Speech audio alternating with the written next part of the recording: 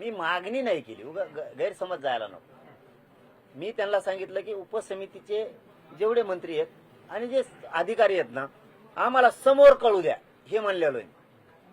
मी बैठक लावा नाही म्हणलं, तर समजा त्याचा अर्थ बैठकच होतो, पण मी त्यांना सांगितलं आम्हाला समोर कळू द्या.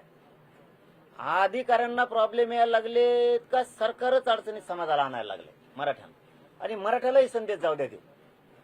आज सरकारनं जर अधिकाऱ्यांना पुऱ्या गोष्टी दिल्यात अंमलबजावणीच्या, तर मग अधिकारी का थांबायला हे आम्ही विचारू.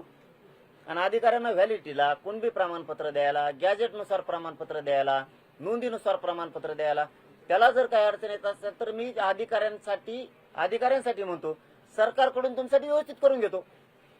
आणि सरकारच मुद्दाम करत असेल तर ते आम्हाला कळू द्या. आणि सरकार करत नसेल तर अधिकारी करायला लागले सगळं सरकारनं देऊन सुद्धा, हे कळू द्या. याच्यासाठी तुम्ही अंतर्वलितच अधिकाऱ्यांना बोलवा.